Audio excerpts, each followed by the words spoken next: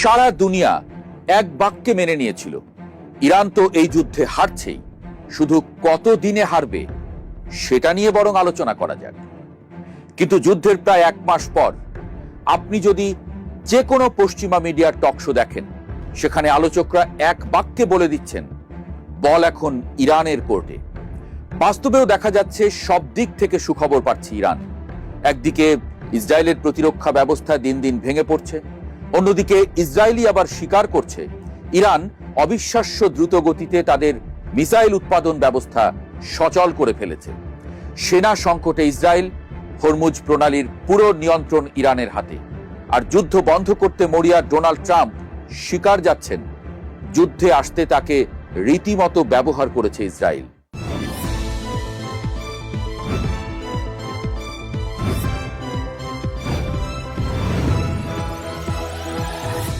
পৃথিবীর বড় বড় হিসাব নিকাশ মাঝে মাঝে খুব অদ্ভুতভাবে পাল্টে যায়। যুদ্ধের ময়দানে কাগজের হিসাব আর বাস্তবের হিসাব যে সব সময় মেলে না, ইসরায়েল এবং আমেরিকা এই মুহূর্তে সম্ভবত সেই পুরনো সত্যটাই নতুন করে শিখছে। চারদিকের ঘটনা প্রবাহ দেখলে মনে হতে পারে একটা অদৃশ্য সুতোর টানে বিশাল এক সাম্রাজ্যের অহংকার ধীরে ধীরে খসে পড়ছে। শুরু করা যাক ইসরায়েলের ভেতরকার অবস্থা দিয়ে। ইসরায়েলি সামরিক বাহিনী, যাদেরকে বলা হতো মধ্যপ্রাচ্যের অজেয় শক্তি, তারা এখন ভেতর থেকে ধসে পড়ার আতঙ্কে ভুগছে। কথাটা কোনো সাধারণ বিশ্লেষকের নয়, খোদ ইসরায়েলি সেনাপ্রধান ইয়াল জামিরের। নিরাপত্তা মন্ত্রিসভার এক রুদ্ধদ্বার বৈঠকে তিনি রীতিমতো 10টি লাল পতাকা বা বিপদ সংকেত তুলে ধরেছেন।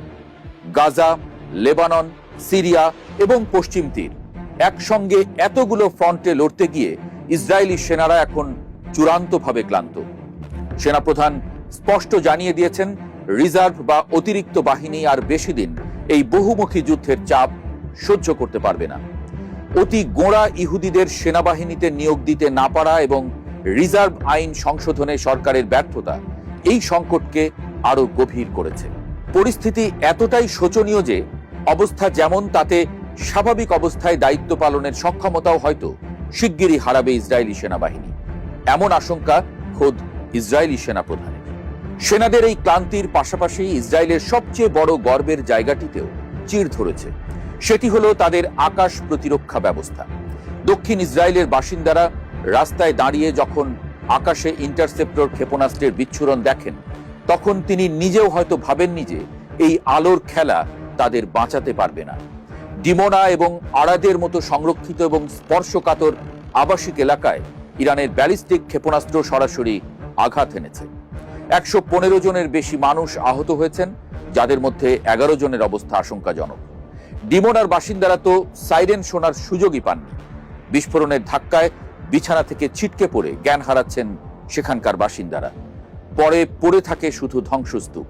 ইসরায়েলি সেনাবাহিনীর মুখপাত্র লেফটেন্যান্ট কর্নেল নাদাব শোশানি দাবি করেছেন যে তাদের প্রতিরক্ষা ব্যবস্থা 92% সফল। কিন্তু ডিমোনার মতো পারমাণবিক স্থাপনা থাকা শহরে এই বাকি 8% ব্যর্থতা যে কতটা ভয়াবহ হতে পারে তার বলার অপেক্ষা রাখে না। ইরানের পার্লামেন্টের স্পিকার মোহাম্মদ বাঘের গালিবাফ তো ঘোষণা দিয়েই দিয়েছেন ইসরায়েলের আকাশ এখন অরক্ষিত। সেটাই প্রমাণ হচ্ছে এখন।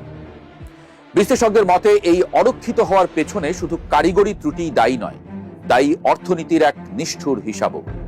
ইসরায়েলের এক একটি অ্যারো ক্ষেপণাস্ত্রের দাম প্রায় $30 লাখ, ডেভিড স্লিং এর দাম $7 লাখ, আর আয়রন ডোমের প্রতিটি ইন্টারসেপ্টরের খরচ $50,000 থেকে $70,000।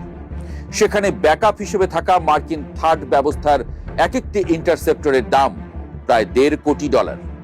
মাত্র 2 দিনেই পেন্টাগন $560 কোটি গোলাবারুদ পুড়িয়ে ফেলেছে। অথচ ইরান যে ব্যালিস্টিক ক্ষেপণাস্ত্রগুলো ছুটছে তার উৎপাদন খরচ এর তুলনায় নস্যি। ইসরায়েলি কর্মকর্তারা স্বীকার করেছেন যুদ্ধের আগে ইরানের মজুতে 2,500 ক্ষেপণাস্ত্র ছিল। ইসরায়েলি হামলায় তা 1,500-এর নিচে নেমে এলেও ইরান অবিশ্বাস্য দ্রুতগতিতে তাদের উৎপাদন ব্যবস্থা সচল করে ফেলেছে। ইসরায়েলের পক্ষে একযোগে 3 থেকে 5,000 ক্ষেপণাস্ত্রের আঘাত সামলানো অসম্ভব। শুধু ইসরায়েলই নয়, ইরানের এই নতুন শক্তির আঁচ সরাসরি গিয়ে লেগেছে পরাশক্তি আমেরিকার গায়েও। সৌদি আরবের প্রিন্স সুলতান বিমান ঘাঁটিতে ইরানের এক ভয়াবহ হামলায় 12 জন মার্কিন সেনা আহত হয়েছেন, যাদের দুজনের অবস্থা আশঙ্কাজনক। আমেরিকার আকাশ প্রতিরক্ষা ব্যবস্থার এই চরম ব্যর্থতার দিনে তাদের অত্যন্ত গুরুত্বপূর্ণ দুটি KC-135 রিফুয়েলিং উড়োজাহাজও ব্যাপকভাবে ক্ষতিগ্রস্ত হয়েছে। এর আগে ইরাকের আকাশে এই ধরনের একটি উড়োজাহাজ বিধ্বস্ত হয়ে 6 মার্কিন ক্রু নিহত হওয়ার ঘটনা ঘটেছিল। তবে পশ্চিমা বিশ্বকে সবচেয়ে বড় ধাক্কাটা ইরান দিয়েছে সেদিন, যেদিন ভারত মহাসাগরে অবস্থিত যুক্তরাষ্ট্র এবং যুক্তরাজ্যের যৌথ সামরিক ঘাঁটি দিয়েগো গার্সিয়াকে লক্ষ্য করে ইরান ক্ষেপণাস্ত্র ছুঁড়েছে। এমনটা দাবি খোদ মার্কিন গঙ্গের। 4000 মাইল দূরের এই ঘাঁটিতে সেই হামলা চালানোর চেষ্টা প্রমাণ করেছে ইরানের হাতে এখন এমন সব অস্ত্র রয়েছে যার আওতায় ইউরোপের বড় বড় শহরগুলোও চলে এসেছে। বিশেষজ্ঞরা বলছেন, যে দেশ মহাকাশে স্যাটেলাইট পাঠানোর যান তৈরি করতে পারে, তাদের কাছে কয়েক হাজার মাইল দূরে নিখুঁত হামলা চালানো কোনো অসম্ভব ব্যাপার নয়। নতুন করে আবার আলোচনায় এসেছে ইরান এবার পুরো দমে পারমাণবিক কার্যক্রম শুরু করতে যাচ্ছে, কারণ আয়াতুল্লাহ আলী খামেনি বেঁচে থাকতে পারমাণবিক বোমা বানাতে পারেনি ইরান। কিন্তু খামেনি নিহত হবার পর ইরানের সেই বাধা এখন আর নেই। যা হোক, যুদ্ধের এই ভয়াবহ ডামাডোলের প্রভাব গিয়ে পড়েছে খোদ আমেরিকার অভ্যন্তরীণ রাজনীতিতেও। ডোনাল্ড ট্রাম্পের নীতি এবং এই অর্থহীন যুদ্ধের প্রতিবাদে যুক্তরাষ্ট্র জুড়ে শুরু হয়েছে নজিরবিহীন নো কিংস বা আমাদের কোনো রাজা নেই আন্দোলন। দেশের 50টি অঙ্গরাজ্যের 3200-র বেশি শহরে লাখো মানুষ রাস্তায় নেমেছে। জেন ফন্ডা, জন বাইজের মতো প্রবীণ শিল্পীরা এই ফ্যাসিবাদী আচরণের বিরুদ্ধে রুখে দাঁড়িয়েছেন। জীবনযাত্রার ব্যয় বৃদ্ধি এবং একটি অবৈধ যুদ্ধের জাঁতাকলে পিষ্ট মার্কিন নাগরিকরা ট্রাম্প প্রশাসনকে পরিষ্কার বার্তা দিচ্ছেন। নভেম্বরের মধ্যবর্তী নির্বাচনের আগে এই গণবিক্ষোভ ট্রাম্পের জন্য এক বিশাল মাথা ব্যথার কারণ হয়ে দাঁড়িয়েছে। ট্রাম্প এবার হাড়ে হাড়ে টের পাচ্ছে বুড়ো হাড়ের ব্যথা কেমন লাগে। অন্যদিকে ইরানেও যে সব শান্ত তা নয়। যুদ্ধের কারণে ইতোমধ্যে দেশটির 1900 মানুষ নিহত এবং 20,000 আহত হয়েছেন। সরকারের পক্ষে 850-টির বেশি সংহতি মিছিল হলেও ভিন্ন মতাবলম্বীদের উপর কঠোর দমনপীড়নের খবরও আসছে। সব মিলিয়ে পরিস্থিতি যখন খাদের কিনারায়, তখন সমাধানের একটি ক্ষীণ আলো দেখা যাচ্ছে কূটনীতির টেবিলে। আর এই পুরো প্রক্রিয়ার কেন্দ্রবিন্দুতে পরিণত হয়েছে পাকিস্তান। দেশটির প্রধানমন্ত্রী শাহবাজ শরীফের সঙ্গে ইরানের প্রেসিডেন্ট মাসুদ পেজেশকিয়ানের প্রায় 1 ঘন্টা ফোনালাপ হয়েছে। এই ফোনালাপে পারস্পরিক আস্থা তৈরির উপর জোর দেওয়া হয়েছে। সবচেয়ে চমকপ্রদ ব্যাপার হলো, যুক্তরাষ্ট্র ও ইরানের মধ্যে আলোচনার মধ্যস্থতা করতে চেয়ে শাহবাজ শরীফের দেওয়া একটি প্রস্তাব স্বয়ং ডোনাল্ড ট্রাম্প তার ট্রুথ সোশ্যালে শেয়ার করেছেন। এর পরপরই পাকিস্তানের উপপ্রধানমন্ত্রী ইসাক দারের আমন্ত্রণে সৌদি আরব, তুরস্ক ও মিশরের পররাষ্ট্রমন্ত্রীরা ইসলামাবাদে এক উচ্চ পর্যায়ের বৈঠকে বসতে যাচ্ছেন। আঞ্চলিক উত্তেজনা প্রশমন এবং জ্বালানি তেলের বাজারের চরম অস্থিরতা কাটাতে এই বৈঠককে অত্যন্ত গুরুত্বপূর্ণ হিসেবে দেখা হচ্ছে। যুদ্ধের ময়দানে অহংকার খুব দ্রুত ধুলোয় মিশে যায়।